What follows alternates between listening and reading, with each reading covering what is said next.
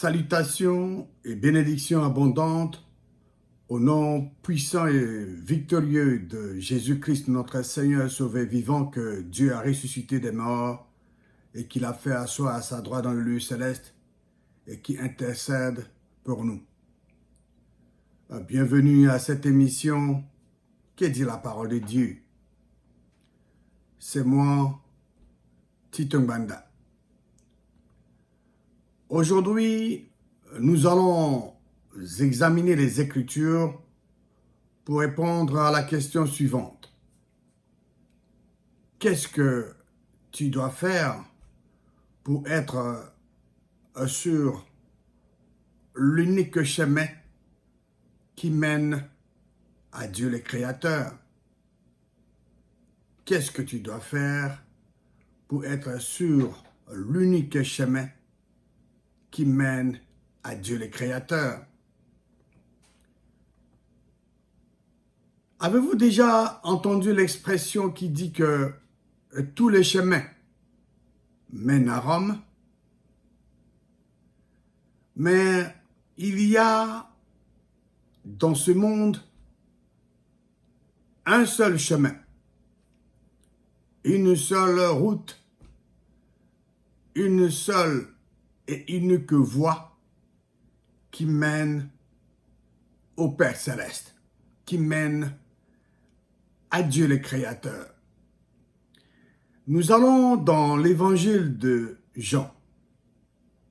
Jean chapitre 14, et nous allons lire ce que Jésus-Christ avait dit, ce que Jésus-Christ avait donné comme réponse à l'un de ses disciples, appelé Thomas. Lisons Jean chapitre 14, versets 5 et 6. Thomas lui dit, Thomas s'adresse à Jésus-Christ. Seigneur, nous ne savons où tu vas. Comment pouvons-nous en savoir le chemin? C'était là la question d'un des disciples de Jésus-Christ, Thomas. Thomas voulait connaître le chemin. Il voulait savoir où aller, quel chemin emprunter. Thomas dit à Jésus-Christ, Seigneur, comment pouvons-nous en savoir le chemin? Jésus lui dit, Jésus s'adresse à Thomas. Jésus répond à Thomas, répond à la question de Thomas. Je suis le chemin, la vérité et la vie. Nul ne vient au Père que par moi. Jésus-Christ répond à Thomas, dit à Thomas, je suis le chemin, la vérité et la vie. Nul ne vient au Père que par moi. C'était là la réponse de Jésus-Christ à Thomas. Dieu avait donné l'autorisation à Jésus-Christ de donner cette réponse à Thomas. Jésus-Christ n'a pas dit à Thomas, je suis un de chemin. Il n'a pas dit, je suis un de chemin qui mène au Père, mais plutôt le chemin, l'unique chemin, l'unique voie, l'unique route qui mène au Père. Cet unique chemin, cette unique route, cette unique voie qui mène au Père, c'est qui? C'est Jésus-Christ. Pas quelqu'un d'autre. Seul Jésus-Christ est ce chemin, est cet unique chemin. Vous devez savoir que c'est Dieu le Créateur qui avait envoyé son Fils Jésus-Christ sur cette terre. Jésus-Christ n'est pas venu dans ce monde de lui-même. Il n'a pas décidé de venir, de descendre sur cette terre et faire sa propre volonté. Mais son Père céleste, Dieu le Créateur, qui l'a envoyé. C'est Dieu le Créateur qui a formé Jésus-Christ. C'est Dieu le Créateur qui a fait Jésus-Christ. Et c'est Dieu le Créateur qui a créé Jésus-Christ. Sans Jésus-Christ, nous ne pouvons pas avoir accès au Père. C'est lui qui nous a donné accès auprès du Père. Donc c'est Jésus-Christ qui nous donne accès auprès du Père céleste. Allons dans le livre d'Éphésiens, Éphésiens chapitre 2, et nous allons lire le verset 18, qui dit la parole de Dieu. Car par lui ici fait référence à Jésus-Christ, car par Jésus-Christ, nous avons les uns et les autres accès auprès du Père dans un même esprit. C'est par Jésus-Christ que nous avons les uns et les autres accès auprès du Père dans un même esprit. Lisons maintenant 1 Timothée, chapitre 2. 1 Timothée, chapitre 2, et nous allons lire le verset 5.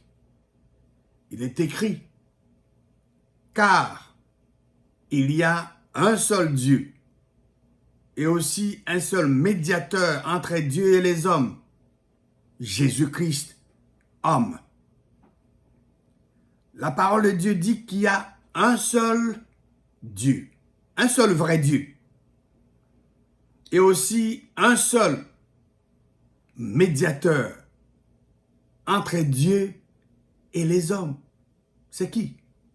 La parole de Dieu dit, c'est Jésus-Christ, homme. La parole de Dieu est claire, n'est-ce pas? Il n'y a pas de confusion possible. Jésus-Christ, homme. Jésus-Christ, homme, est le médiateur entre Dieu, le Créateur, et les hommes. Il n'y a pas de confusion possible. Nous ne pouvons pas confondre. Nous ne pouvons pas changer les Écritures. Laissons la parole de Dieu. Quand nous venons à la parole de Dieu, nous devons laisser la parole de Dieu s'exprimer. Et nous ajustons notre façon de penser à la parole de Dieu. Ne rabaissons jamais la parole de Dieu à notre niveau, mais plutôt élevons nos pensées au niveau de la parole de Dieu.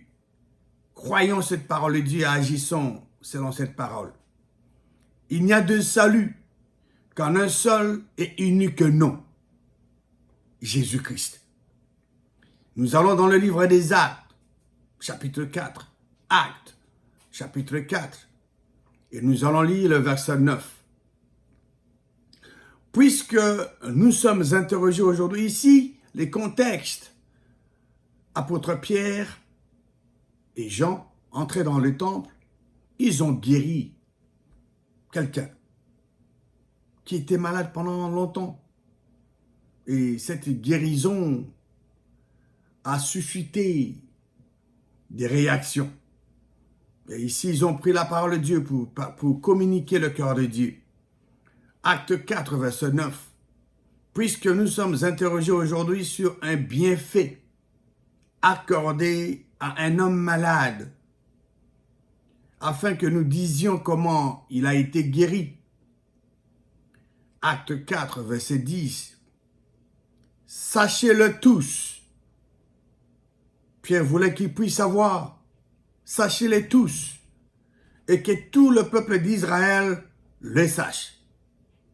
Merveilleux. Non seulement vous, les dirigeants, non seulement vous qui êtes là, mais que tout le peuple d'Israël le sache.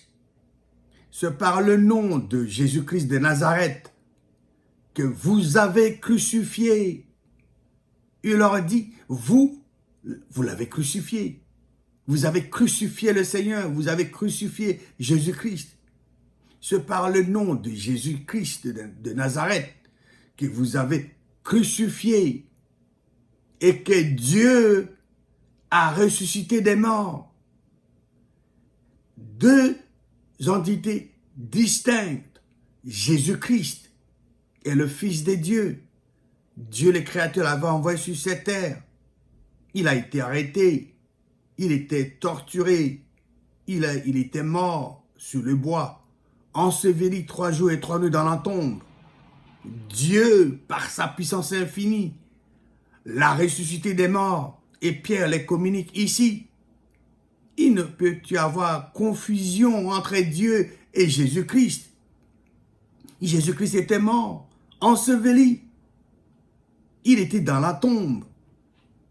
3 jours et 3 nuits. Mais c'est Dieu son Père, le Créateur des cieux, de la terre, de la mer et de tout ce qui s'y trouve, qui a déployé sa puissance infinie et l'a ressuscité d'entre les morts. Et Pierre le communique ici aux gens. C'est par lui que cet homme se présente en pleine santé devant vous. Il n'y a de salut qu'en un seul et unique nom, Jésus-Christ. Actes, chapitre 4. Et lisons maintenant le verset 12. Il est écrit, « Il n'y a de salut en aucun autre, car il n'y a sous les ciels aucun autre nom qui ait été donné parmi les hommes par lequel nous devions être sauvés. » Merveilleux. Il n'y a aucun autre nom que le nom de Jésus-Christ par lequel nous puissions être sauvés. Nous ne pouvons pas être sauvés tout simplement en appartenant à une église ou en allant à l'église pour Noël et Pâques. Non.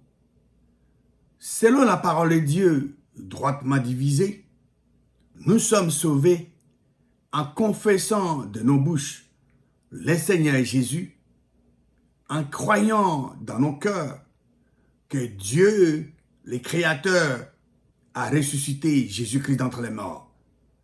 C'est en faisant cela que nous obtenons la rémission de nos péchés et Dieu, le Créateur, nous donne le don du Saint-Esprit, la puissance d'en haut. De tous les grands chefs religieux, de tous les prophètes, il n'y a qu'un seul qui soit ressuscité des morts. Et c'est qui? C'est Jésus-Christ. Parmi tous ces chefs religieux, tous les prophètes, tous sont morts. Les autres sont encore vivants aujourd'hui.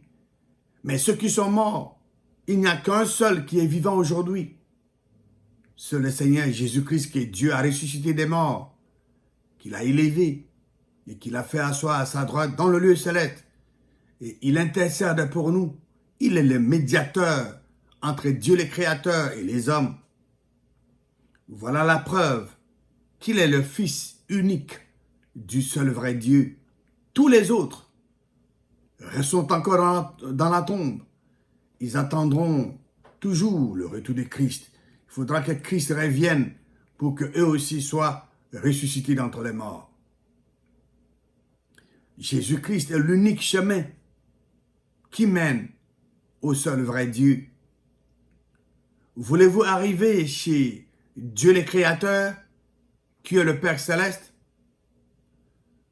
Voulez-vous connaître par expérience le seul vrai Dieu, qui est le Père Céleste? Voulez-vous marcher avec le Dieu vivant et vrai, qui est le Père Céleste? Vous devez faire une seule chose. Vous devez emprunter le seul et unique chemin, la seule et unique voie, la seule et unique route qui mène au Père Céleste. Et cette route, cette unique route, cette unique voie, cet unique chemin, c'est Jésus-Christ, le juste, que Dieu a ressuscité des morts et qu'il a fait asseoir à sa droite dans le lieu céleste. Le Fils du seul vrai Dieu a dit à Thomas que c'est lui qui est le chemin qui mène au Père Céleste. Et je venais de le dire, de le souligner. Le seul et unique chemin, la seule et unique voie, la seule et unique route qui mène au Père Céleste, c'est Jésus-Christ. Et qu'est-ce qu'une personne doit faire pour être sur cet unique chemin, sur cette unique voie, sur cette unique route qui mène à Dieu le Créateur? Voici ce que tu dois faire pour que cet unique chemin, cette unique voie, pour que cette unique route puisse vous amener au Père Céleste. Allons dans le livre de Romains. Romains chapitre 10. Et nous allons lire le verset 9. Romains chapitre 10, verset 9. Il est écrit: si tu confesses de ta bouche le Seigneur est Jésus, et si tu crois dans ton cœur que Dieu a ressuscité Jésus des morts, tu seras sauvé. Romains chapitre 10, verset 9 dit: si tu confesses. Ça, c'est la première condition. Si tu confesses, c'est toi qui dois le faire. Tu peux le faire à haute voix ou silencieusement. Si tu confesses de ta bouche le Seigneur Jésus, si tu confesses continuellement de ta bouche que Jésus est quoi?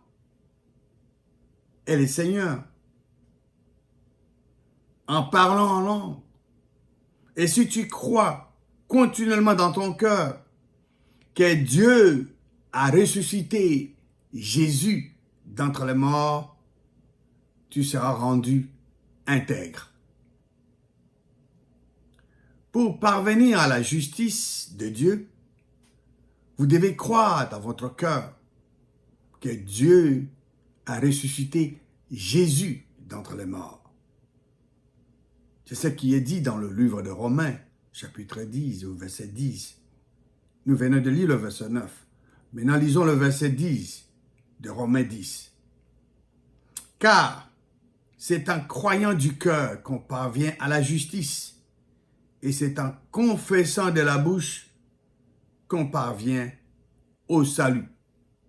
Romains 10 nous dit clairement, car c'est en croyant dans le cœur, car c'est en croyant continuellement dans le cœur que Dieu a ressuscité Jésus-Christ, Jésus d'entre les morts, qu'on parvient à la justice.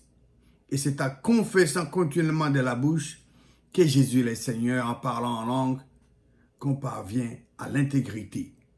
Et selon ce que dit l'Écriture, quiconque croit en lui ne sera point confus. Qu'est-ce que tu dois faire? Oh, qu'est-ce que tu dois croire dans ton cœur pour parvenir à la justice? Qu'est-ce que tu dois croire dans ton cœur pour parvenir à la justice de Dieu, bien sûr? Tu dois croire continuellement dans ton cœur que Dieu a ressuscité Jésus-Christ des morts. En ce moment-là, tu seras sauvé. Dieu t'accorde la rémission de péché. Tout ce que tu avais fait du mal auparavant, Dieu efface toutes ces choses. Dieu te donne sa nature, les dons du Saint-Esprit, la puissance d'en haut. Tu deviens fils ou fille de Dieu à jamais, ayant la vie éternelle en toi. C'est superbe. Alors ma question à vous est la suivante. Êtes-vous né de nouveau de l'Esprit de Dieu? Avez-vous confessé de votre bouche le Seigneur Jésus? Avez-vous cru dans votre cœur que Dieu a ressuscité Jésus-Christ de mort? Si votre réponse à ces questions est oui, alors la parole de Dieu dit que vous êtes sauvés. Dieu vous a donné son don du Saint-Esprit. Vous êtes devenus fils ou filles du seul vrai Dieu à jamais parce que vous avez en vous les dons du Saint-Esprit, la puissance d'en haut. Dieu est en Christ en vous. Vous êtes en route pour le ciel et tout l'enfer ne peut vous empêcher d'y aller. Qu'est-ce que tu dois faire pour être sur l'unique chemin qui mène à Dieu le Créateur? La réponse est simple. Tu dois croire dans ton cœur que d'abord tu dois confesser de ta bouche le Seigneur Jésus et tu dois croire dans ton cœur que Dieu a ressuscité Jésus d'entre les morts. Tu seras sauvé. C'est ce que le livre de Romains, chapitre 10, verset 9, nous communique. C'est très important. Et quand Christ reviendra, toi qui es né de nouveau de l'Esprit de Dieu, toi qui as la puissance d'en haut, toi qui as la nature de Dieu, quand Christ revient, tu seras ressuscité des morts. Tu seras avec lui, tu vas vivre avec lui pour l'éternité. Tu vas vivre avec le Seigneur Jésus-Christ pour toujours. Quel réconfort! Que Dieu, le Créateur, vous bénisse abondamment au nom puissant et victorieux de Jésus-Christ.